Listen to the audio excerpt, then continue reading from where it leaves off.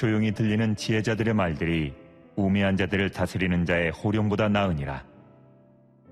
지혜가 무기보다 나으니라.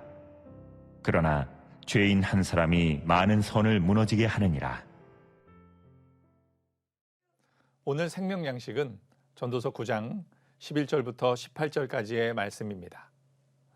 내가 다시 해 아래에서 보니 빠른 경주자들이라고 선착하는 것이 아니며 용사들이라고 전쟁에 승리하는 것이 아니며 지혜자들이라고 음식물을 얻는 것도 아니며 명철자들이라고 재물을 얻는 것도 아니며 지식인들이라고 은총을 입는 것이 아니니 이는 시기와 기회는 그들 모두에게 임함이니라. 분명히 사람은 자기의 시기도 알지 못하나니 물고기들이 재난의 그물에 걸리고 새들이 올무에 걸림같이 인생들도 재앙의 날이 그들에게 호련히 임하면 거기에 걸리느니라. 내가 또 해 아래에서 지혜를 보고 내가 크게 여긴 것이 이러하니 곧 작고 인구가 많지 아니한 어떤 성읍에 큰 왕이 와서 그것을 에워싸고 큰 흉벽을 쌓고 치고자 할 때에 그 성읍 가운데에 가난한 지혜자가 있어서 그의 지혜로 그 성읍을 건진 그것이라. 그러나 그 가난한 자를 기억하는 사람이 없었도다. 그러므로 내가 이르기를 지혜가 힘보다 나으나 가난한 자의 지혜가 멸시를 받고 그의 말들을 사람들이 듣지 아니한다 하였노라.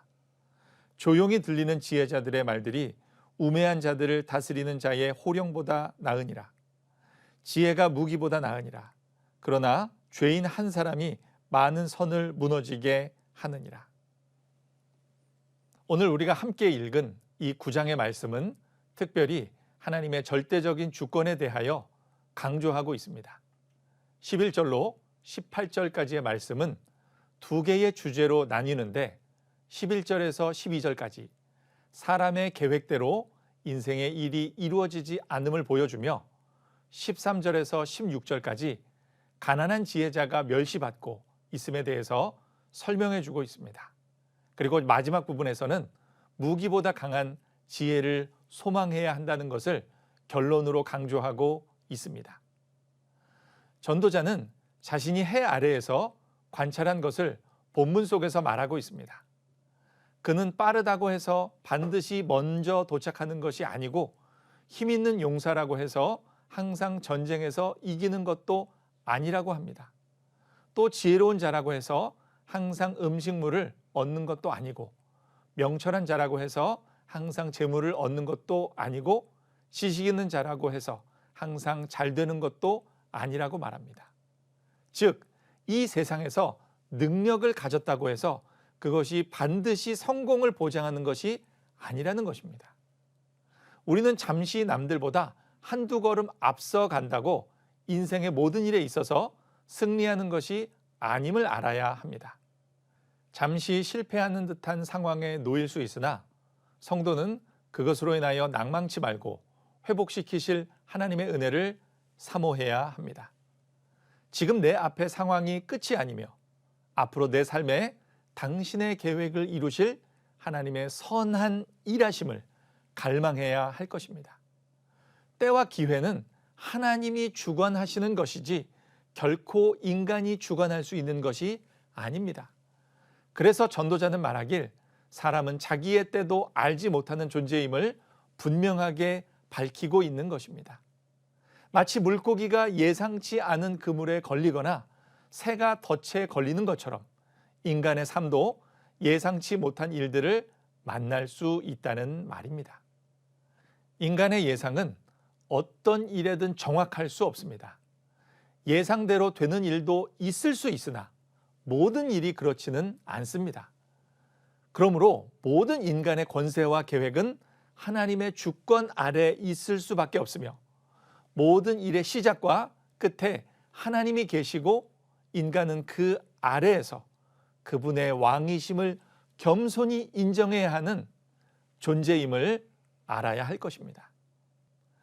이어서 전도자는 지혜와 관련하여 자신이 관찰한 것을 예를 들어 설명해 줍니다.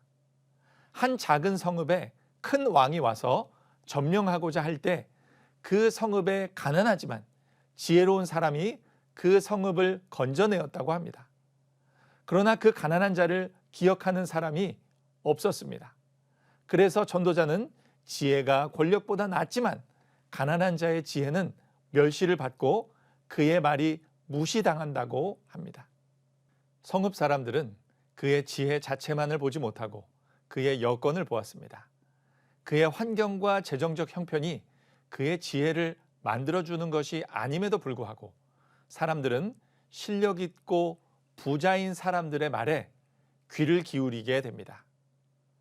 결국 이 관찰을 통해 전도자가 말하고자 하는 것은 인간의 권력이나 지혜도 성공과 번영을 보증하지 못한다는 점입니다. 왜냐하면 그 가난한 지혜자는 가난한 채로 살다가 자신이 도와준 사람들에게 잊혀지기 때문입니다. 아무리 지혜가 전쟁의 무기보다 강하더라도 그것이 무시당하거나 배척당할 수 있음을 알려주고 있는 것입니다. 따라서 참된 성도들은 지혜를 분별할 수 있도록 항상 깨어 기도해야 하며 하나님의 살아계심을 인정해야 할 것입니다. 오늘 본문 말씀이 주는 교훈은 다음과 같습니다.